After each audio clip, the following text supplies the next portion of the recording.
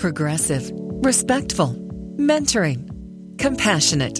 These are the values of Palmdale Regional Medical Center. And now we proudly present Palmdale Regional Radio. Here's Melanie Cole.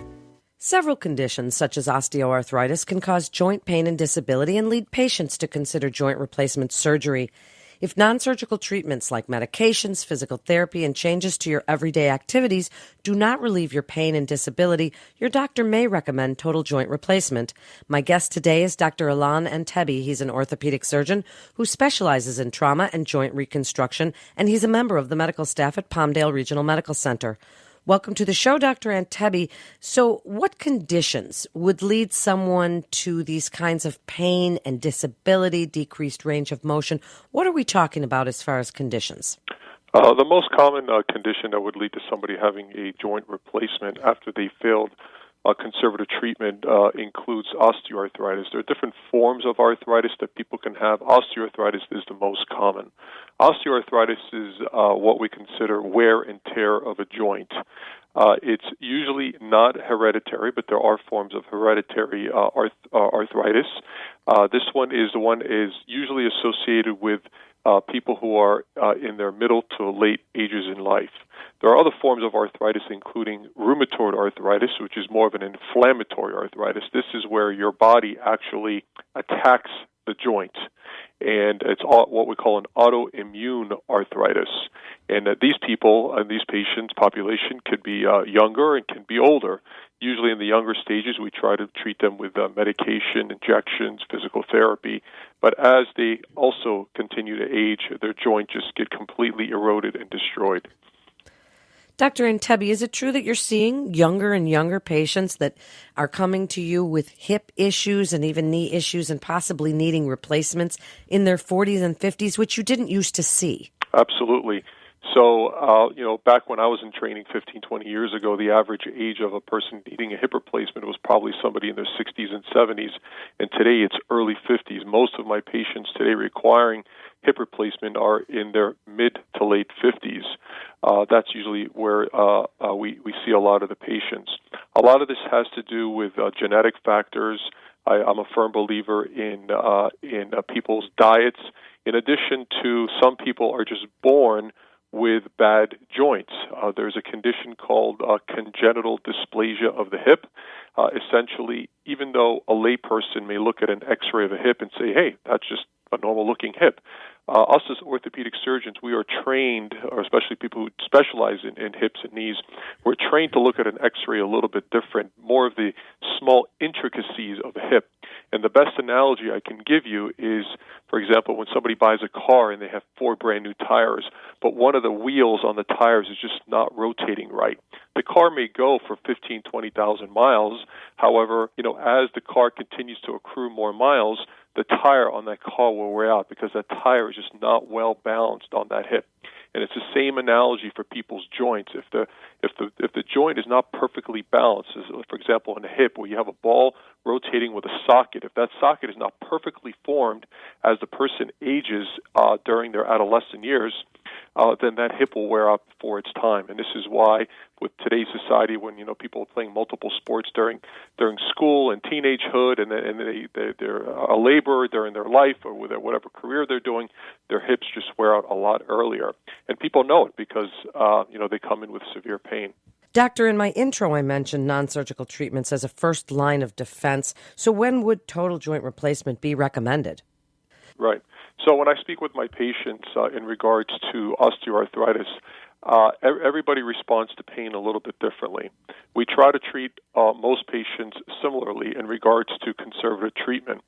So one of the things that we do when I first meet a patient with arthritis of a joint is obviously get a history, see how long have they been having pain, when did it start, how often is it, how long can they walk before they start having pain, are they using a cane or a walker, are they taking any medications, have they tried any medication? So we want to make sure that these people are taking a conservative route before undergoing any surgery.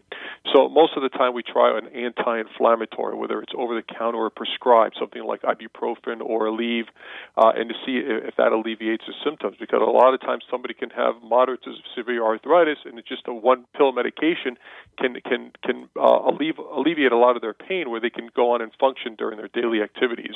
However, most patients, by the time they get to me, they've already tried that.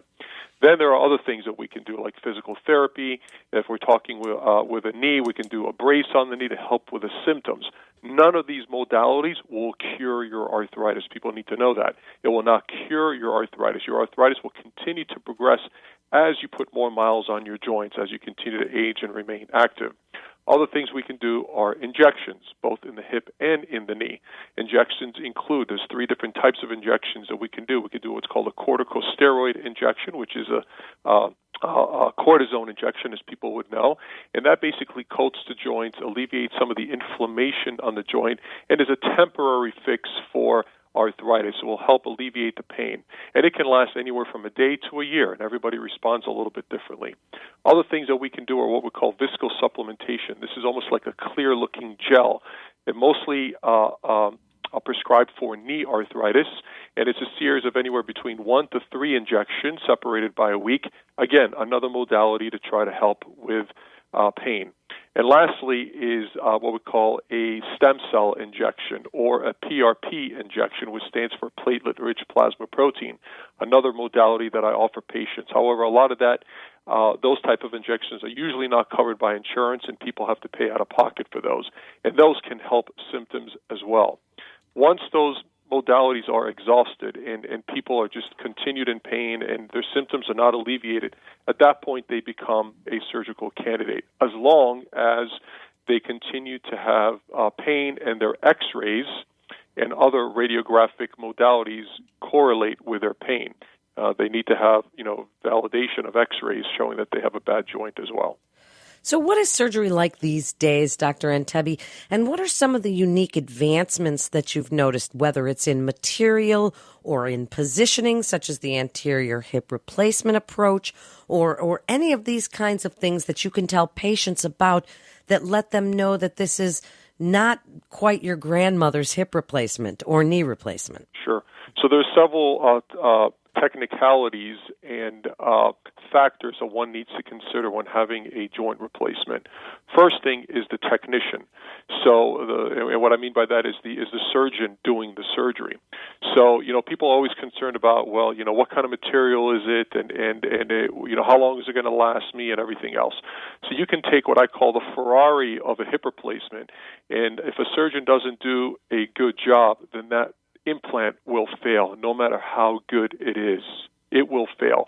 Or the patient will have what we call dislocations. If the hip implant is not positioned correctly in the body, the person can pop the socket out every time they move their leg a certain way if the hip implants are not positioned correctly. So there's different what we call bearing materials when we're talking about hip replacements. And what we mean by that is, what is the articulation made out of? About 10 years ago, the big panacea was what we call metal-on-metal articulation, where you have a metal socket and a metal ball. And anytime you have any two surfaces grinding together, there will be those particles eluded into the soft tissue. So metal on metal will produce metal shavings, and these are microscopic, something you cannot see. And then you have metal on what we call polyethylene, which to the layperson will look like a white piece of plastic. Or you can have a ceramic head on polyethylene or on the plastic. What I tend to use is the ceramic on the polyethylene plastic, which is what we found study after study to show that it probably provides the best wear rate. So what people are looking for is something that will last them the longest with the least amount of morbidity or complications associated with it. So one is the surgeon, two is the components used, and three, the way the components are put in. Now, anytime somebody has surgery, there are always risks, and usually orthopedic surgeons are always concerned about pretty much three major risks. One is bleeding, which everyone bleeds. If you have a heart pumping on the table, you're going to bleed a little bit. Two is infection, and then three is blood clots. So as surgeons, we try to minimize all those by giving you medication before you even undergo the surgery. Right before you get a medication called tranexamic acid. This is an IV medication that is given through the IV or could be put in locally to help minimize bleeding during surgery. In addition, you also get antibiotics before the knife ever touches your skin. So that is in your blood already to fight any potential bacteria that may enter the wound. And you also get that antibiotics after surgery, about 3 to 4 doses. In addition, after the surgery, you are put on a blood thinner. Now, there's a big variation between surgeons around the country what they like to use. Some people use prescribed medication. I use aspirin for about 3 to 4 weeks after the surgery, in addition to using what we call a mechanical device, meaning either a compression sock and pumps on your legs to try to help promote circulation. Anytime blood is stagnant in an extremity, especially after surgery, there are always risks for blood clots. What an amazing explanation, Dr. Antebi. I can see that your patients really get the answers from you, and that makes them feel much more confident. So wrap it up for us. And in summary, what would you like to tell people who are considering joint replacement surgery and what you would like them to know about this big decision? Sure. So a lot of people come to my office saying, they come in, they're very anxious and apprehensive about what we're about to say. And I always tell them that surgery is not mandatory. You can live with arthritis for the rest of your life if you want, but you will be crippled. You will not be able to get out of bed comfortably. You won't be able to take your dog out. You won't be able to play with your grandchildren. So I tell them that this is not something that we will force on you. This is something that you need to choose as long as you are a candidate. And that makes them feel a lot more comfortable when they come to my office. We also make sure that they are exhausted conservative treatment. Now, once they come in and the surgery decision is made, they are still a little anxious about it, and usually the biggest anxiety or the biggest fear that they have is pain. Now, with today's modern surgical techniques, we institute a whole protocol, at least in my practice, that controls the pain. So before a patient even goes back to surgery, they are given what we call a cocktail of medication. So the pain medicine is already in their bloodstream before the body ever sees pain.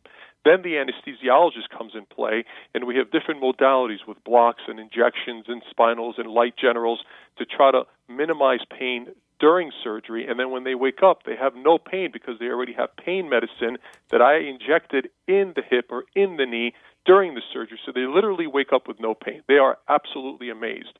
Most of my anterior hip replacement patients go home the next day, and I'm actually doing them as an outpatient in some facilities as well.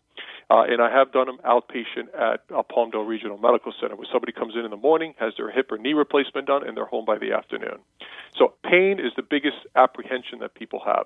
Now, not everybody is healthy for a joint replacement. Some people have diabetes, high blood pressure, they may have cholesterol problems, they may have other medical issues. But again, treated appropriately and medically optimized by their primary care doctor before surgery, complication rate is very, very low in the right hands with joint replacement. Less than 1% is what the studies usually quote. And tell us about your team at Palmdale Regional Medical Center and why the listeners should come there for their care. Sure. So I do probably about 300 to 400 joints a year at Palmdale Regional Medical Center, and without the team, I would not be able to do that. So the first starts with the people when you come in at the admissions. They're the ones that are taking your history. They're the ones that are checking you in. They're the ones starting your IV. They're the ones giving you that cocktail medication that we talked about.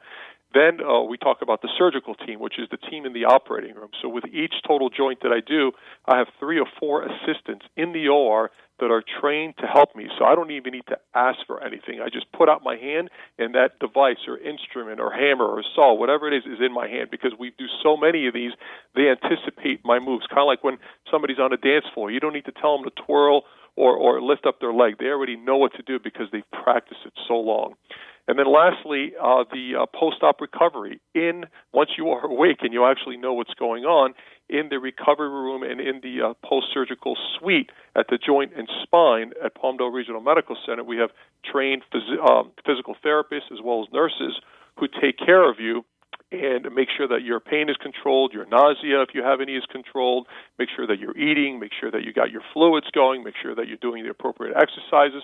So each person has a task as to know how to treat each patient. And if, God forbid, there is a small complication, they immediately contact me and we address the issue.